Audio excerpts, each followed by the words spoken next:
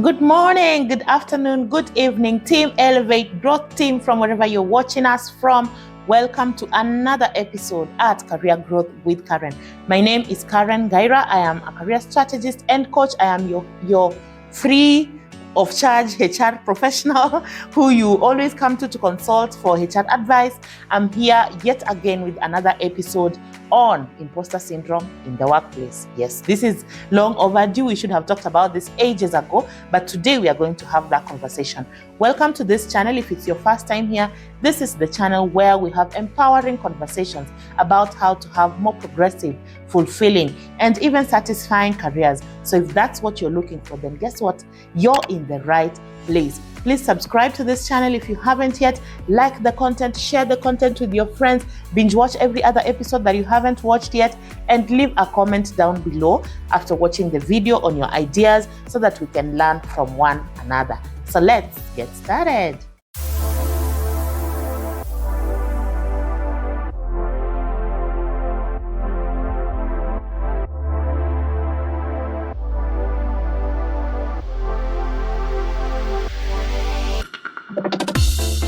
This is Career Growth with Karen.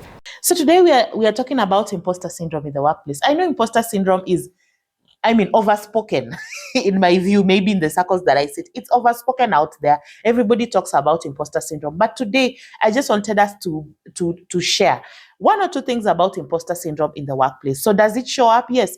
Of course, you all know imposter syndrome is that self-doubt or just thinking that you're not good enough, and in the workplace, this shows up a great deal because in the workplace is where we are displaying our skills, our professionalism, our competency, our capacity to decision make. And this is where imposter syndrome really catches up with us. So how do you know that you have imposter syndrome in the workplace?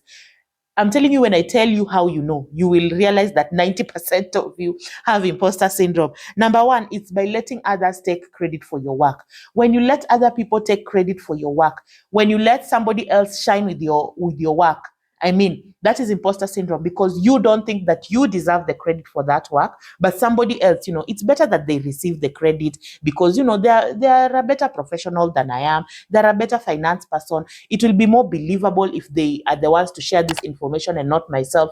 If you ever find yourself in such a situation, just know that that's imposter syndrome. Secondly, if you are okay for others to get accolades and not you, you're okay for somebody else to be employee of the year, you're okay for somebody else to be the best performer in the department, you're just okay for anybody else except you to get the accolades, meaning you think that everybody else deserves that congratulations or that recognition, but not you.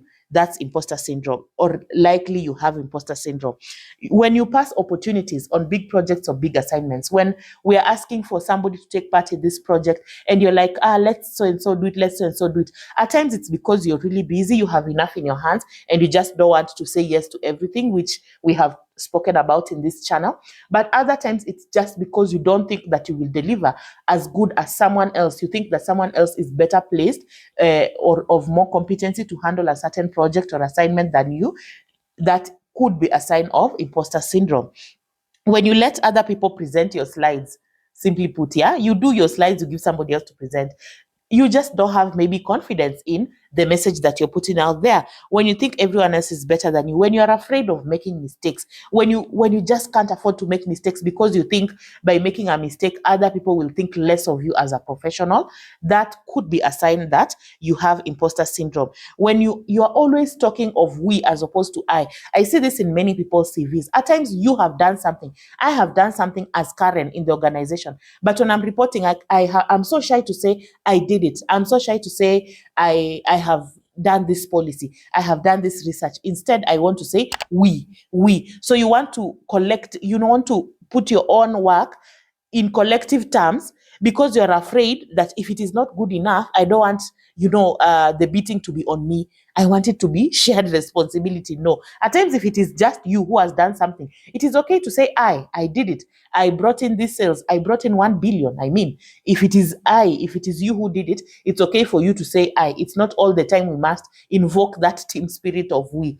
Sometimes that could show that you are afraid of taking ownership of your own work, and therefore it could be a sign of imposter syndrome. Remember, in itself, it's not imposter syndrome, but could be be an indication that there is imposter syndrome somewhere. When you downplay your own achievements, I think we have spoken about this also in this channel. When you're not ready to talk about your achievements, you downplay them. When I tell you good job, you're like, yeah, don't mention it. Could be a sign of imposter syndrome. And when you keep on saying that the work you did was not much, when somebody's telling you, hey, you did this, and you're like, it's not so much. It only took 1 hour. It's not too much. It's quite very easy. You're trying to downplay the effort that you put into something. That also could be imposter syndrome. So how do you deal with imposter syndrome? If you ever find yourself, sometimes we catch ourselves in those moments where you're like, this could be imposter syndrome. And as I'm saying this, guys, first of all, let me tell you, majority of people in the workplace have imposter syndrome.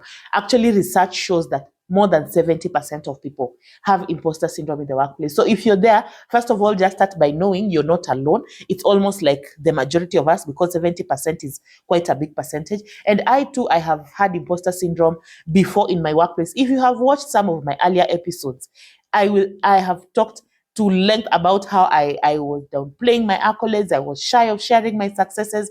I mean, I was in the deep of imposter syndrome. And even now, it's not that I am fully out of imposter syndrome. Sometimes I still catch myself.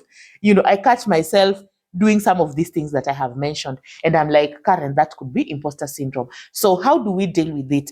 First of all, I've told you it's normal just for you to be comfortable and not to think, I am the one in a million who has imposter syndrome. No.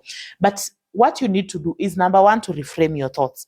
Exercise the muscle of reframing your thoughts. So every time, just be aware, mentally, be aware. Every time you catch yourself, say, negatively talking to yourself or downplaying your success or being shy about what you have achieved, at that moment, reframe your thought and speak differently to yourself. Give yourself a pat on the back. Tell yourself, that was a good job. It took me a lot of effort. That actually is an achievement. I have achieved something for the organization. So every time you catch yourself maybe speaking down on yourself, just reframe your thoughts and speak more, give yourself more uplifting messages, talk more positively to yourself, and just exercise that muscle. It's a muscle that needs to be exercised. With time, you realize that becomes your normal.